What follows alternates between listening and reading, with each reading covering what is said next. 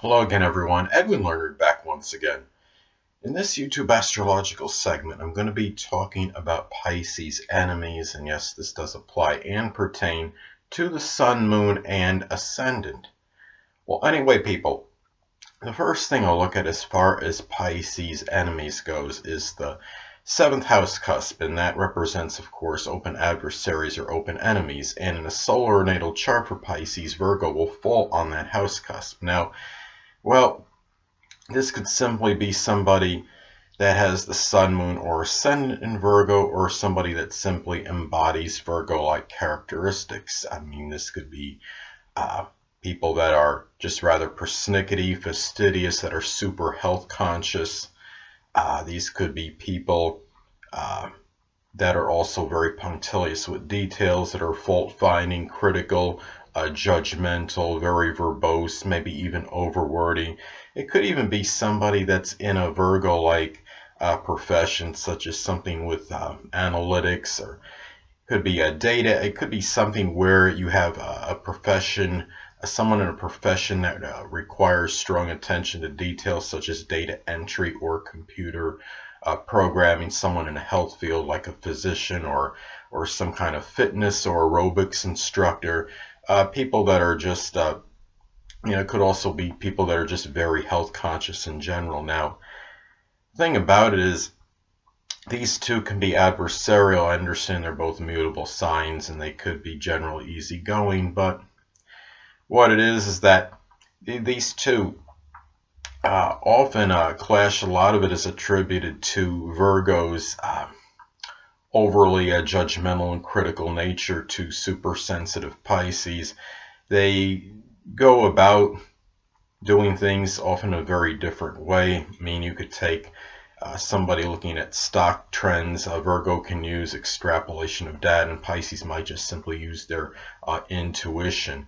And the thing about this is, I mean, you also have the difference in the work ethic. Very often, Virgo can be very industrious and hardworking. They could really be the workaholic of the zodiac, and Pisces can be a little bit more lethargic and lackadaisical. And really, Pisces is kind of like the dreamer, and Virgo can often be more the doer. So you could really have some battles with these two. Now, of course, the exception to this would be in a significant other or romantic situation.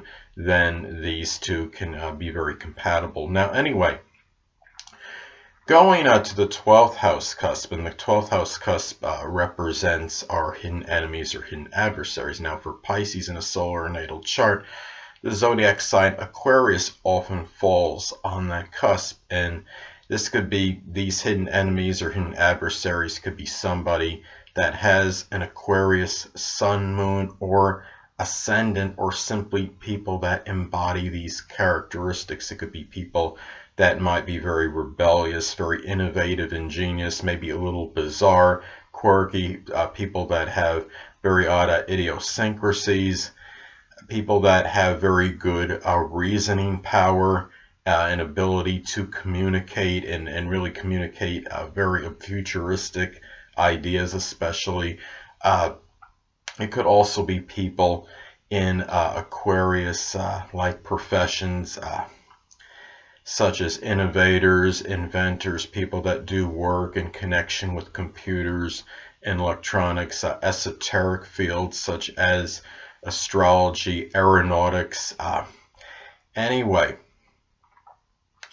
the thing about this is with the 12th house cusp, now some people will ponder, well, how does one equate the 12th house, the sign on the 12th house cusp, to a possible hidden enemy or adversary?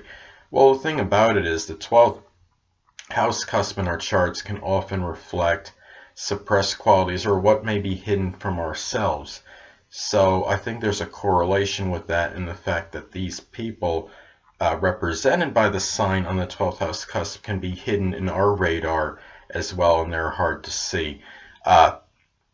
Thing about it is, I think one of the things why Aquarius could be a hidden enemy or hidden adversary for Pisces, because even though they're adjacent signs, they could, in certain ways, they could be very much opposites. One could be the antithesis of the other in certain ways. You look at, I mean, Pisces is a sign that's very malleable and can blend in with others, and they often might even copy or replicate others' personalities and mimic their behavior.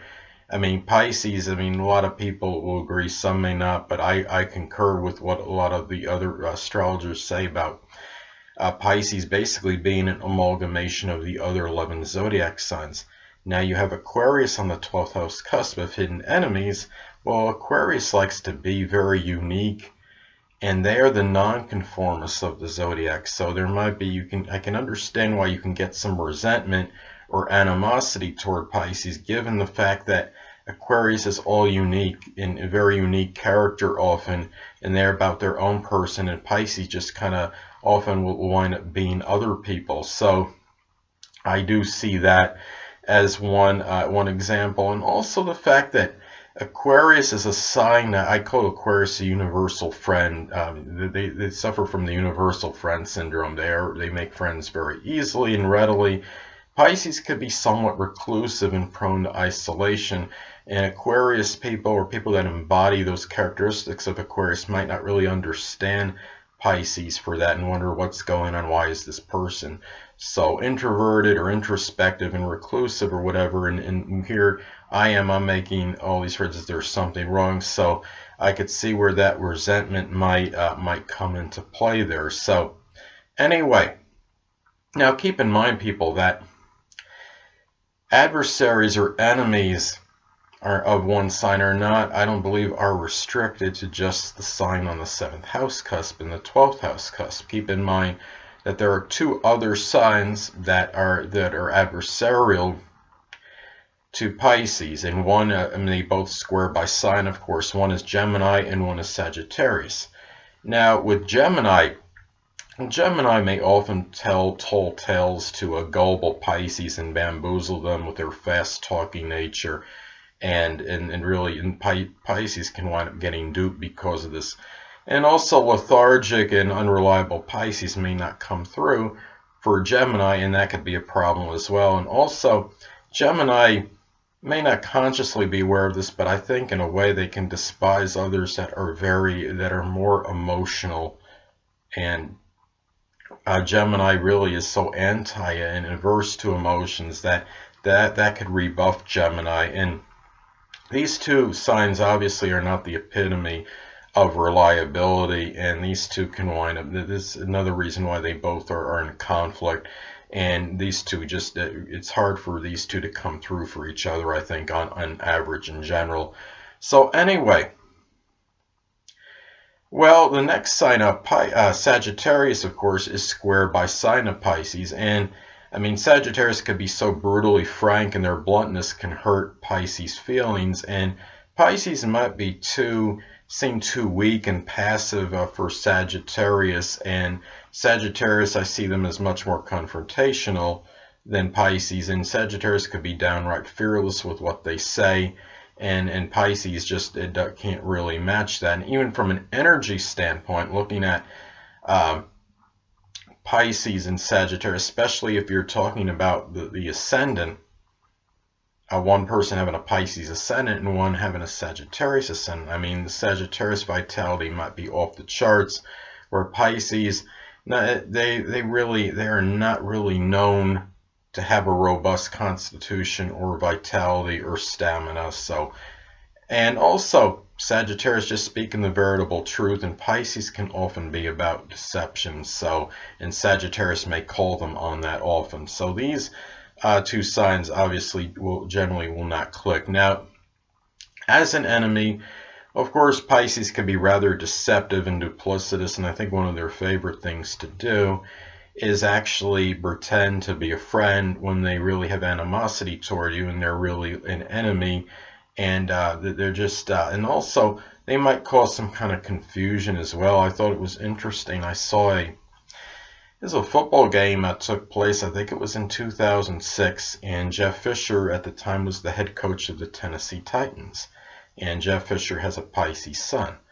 Well, he tried a little bit of deception and illusion and confusion in one particular game against the Colts. And what he did apparently was he had players coming on and off the field and they just kept coming on and off nonstop. And what that did ultimately, it caused, because of that confusion, the cults wound up calling a timeout.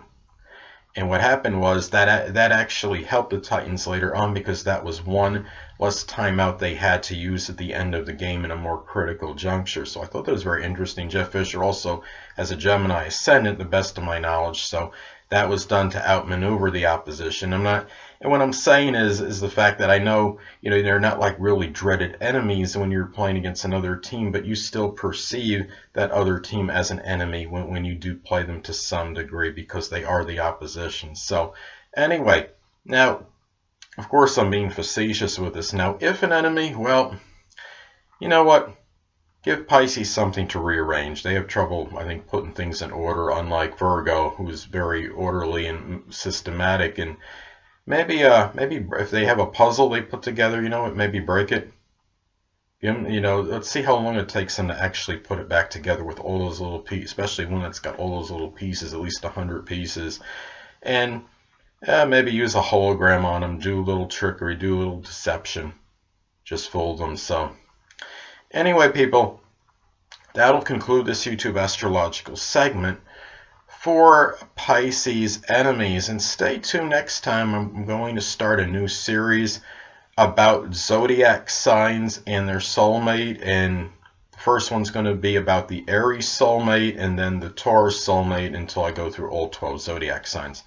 Two things I want to get with you on before I head out. Firstly, the stars may impel, but do not compel. And secondly, never isolate any single astrological element, aspect, planetary placement, position, configuration, influence, or what have you, and make an analysis of a person, astrologically speaking, based on this alone, because astrologically speaking, the person is the sum of all their components in their natal chart, and not just one. Until next time, people, stay well.